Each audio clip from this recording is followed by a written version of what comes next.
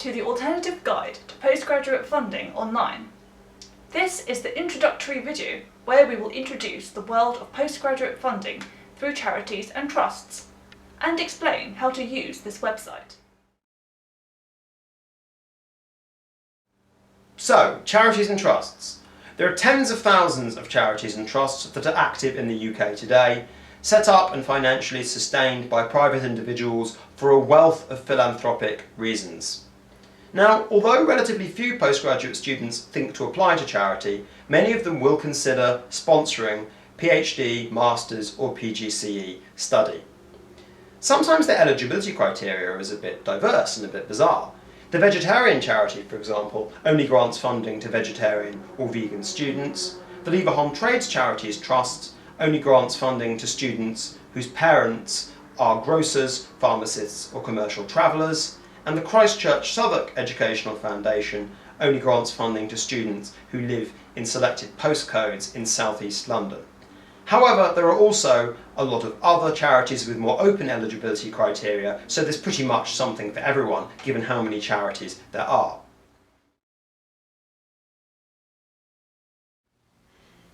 So why haven't more students heard about postgraduate funding through charity? Well, I think it's because very few people actually ever have. Charities can be pretty obscure, not listed on the internet, and I think that the emphasis of universities has been on big public sources of funding such as research councils rather than the more unusual and sometimes old-fashioned world of charities and trusts. I'm Dr. Luke Blaxall. I completed my PhD in history last year. I was rejected over 10 times from various academic scholarships, but ended up financing my whole PhD through charities and trusts, winning more than 45 separate awards. I'm Dr. Shuzi Zhu. I completed my PhD in neuroscience. I was fully funded for 3 years, but I funded my 4th year and conference expenses through charities. So what is the Alternative Guide to Postgraduate Funding all about? Well, it's designed to be a comprehensive resource on the world of postgraduate funding from the voluntary sector, taking students through each stage of the alternative application process, from initially identifying charities and trusts to finding them to applying strongly and in the correct manner. The Alternative Guide was previously a book in its last 4 editions, but now it's available for the first time as a website, the Alternative Guide Online.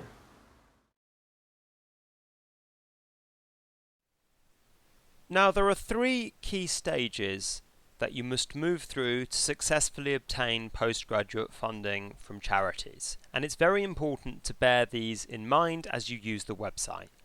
The first stage is to find charities that you think you might be eligible for.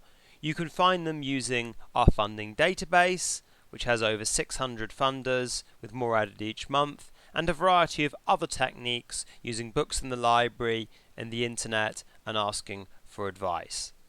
You then move on to the second stage, which is to contact those charities that you think you might be eligible for to confirm that you are eligible and to request application forms.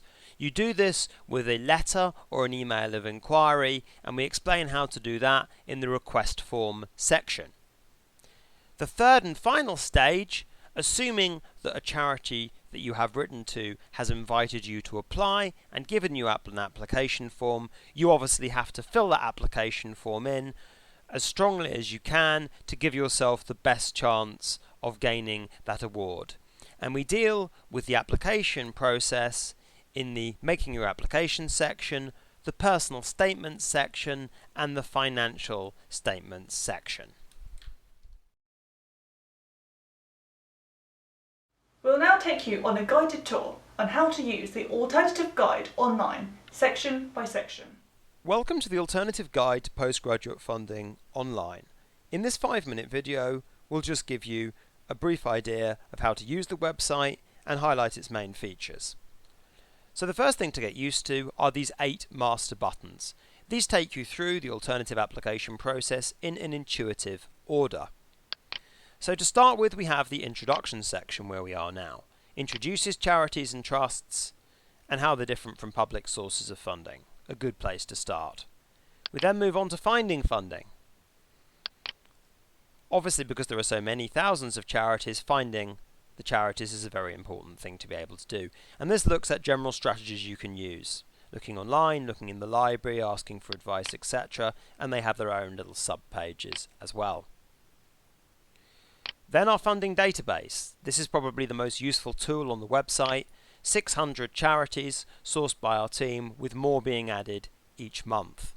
You can search by various criteria: age, nationality, subject area, whether you're full-time or part-time, and also the very useful free text search option as well, so students can really pinpoint the charities that will fund them. Next section is about requesting forms. Now, this is a crucial intermediary step where you write to a charity with an email or a letter to make sure you're eligible and to request application forms. And there are a variety of sample letters here to get you on your way with that. The next section is about making your application. Obviously a critical stage. Talks you through the four main parts of the application process: the actual application form itself, the personal statement, the financial statement, and references. The next two sections, personal statement and financial statement, are about two of those four parts, the two most important parts. First one is personal statement. Now this section is quite involved because the personal statement is the most important part of the application. Some static advice here in the text, and then also model personal statements and key do's and don'ts of these three students. And you can click in and you can read a variety of model statements.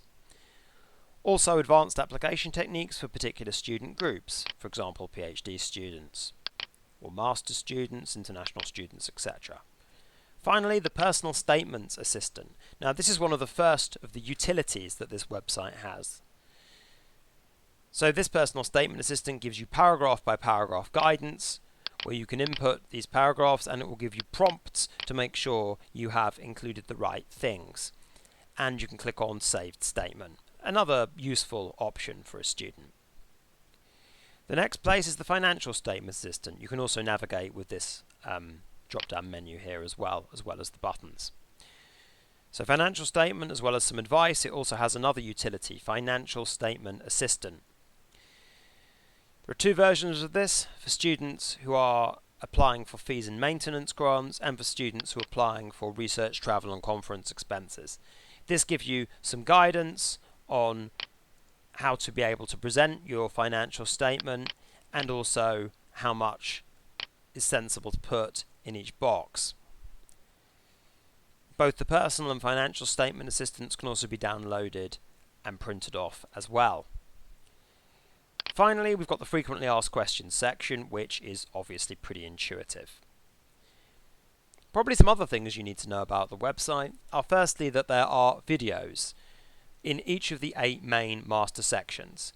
Now these videos are of our workshop team presenting each of the main areas in a lively, punchy and engaging manner in perhaps 5 to 10 minutes. So on the frequently asked questions section that we are here, we have a video. You can just press click and it plays. You can also make it larger as well if you want to. So that's very useful. Another very useful part of the website are the read more about it sections. So I'm just going to go back here to finding funding, say, and the read more about it sections appear at the bottom of each of the main areas. Now what the read more about it sections are basically PDFs. They allow you to download the entirety of each section as a PDF. So in this case, this one's finding funding. Now these PDFs have probably got more detail on than the website, and are very useful for advanced users or users who simply want to be able to download or print the information in a website, on the website. You can also, in addition to the read more about it, you can also go to the PDF download point. Now what this enables you to do, this is a very powerful feature indeed, it just enables you to download the entire website as an 132 page PDF. And essentially allows you to download here the book form of the alternative guide to postgraduate funding. And again, this gives students the option of being able to read all of the information here as a book in addition to the interactive website. So students can choose. The final important thing to have a look at here on the website is Personal Grants Manager, which you can access through this tab here in the top right hand corner. You can also access Personal Statement Assistant, which we just saw from there as well. So Personal Grants Manager is a bit like a virtual filing cabinet, and it allows you to be able to keep track of all of your ongoing grant applications. So we click here, for example, add a grant. This obviously only works if you know or you have at least noted a particular charity to apply for. So let's say you want to apply for the or write down the St Clement Danes Foundation. You can enter that in the box there. Now you can put down the deadline. You probably won't know the deadline yet because you will have to ask the charity what that is, so let's leave that box blank for now. You define a priority level, whether it's low, medium or high. Let's choose high. Approximate amount you think you might get. Again, let's put in £1,000 perhaps. And then the application stage. Now the purpose of this is that you can move these toggles through the application process as you go through it. So at the moment, let's say we've just noted it as a potential fund and we're not sure whether it's actually going to grant us money or not, but we're at least interested enough in it to write it down. So we've got here the St Clement Dane Foundation that's come up. A couple of these have been added earlier as well, the Christchurch Southwark Trust and the Stapley Trust. Now, the reason this is really useful is because students can go back to these and edit them as more information becomes available. So for example, when you find out the deadline for the St Clement Dane Educational Trust, you can put it down in here. You might want to change the amount, and of course you can choose which application stage it's at. So maybe you've sent an initial letter or email of inquiry off to the St Clement Dane Educational Foundation. Whereas here with Christchurch Southwark, you might, for example, have submitted your application from you having already received your form. And then maybe at the Stapley Trust, maybe your application has been successful and so you can update that as well. So then you can press update. So Personal Grants Manager is really just an organisational tool. You could do all this in a pad of paper, of course you could, but it's useful to have this utility within the same environment as the rest of the tools. Thanks for listening. Please click on the Read More About It link at the bottom of the page for further information.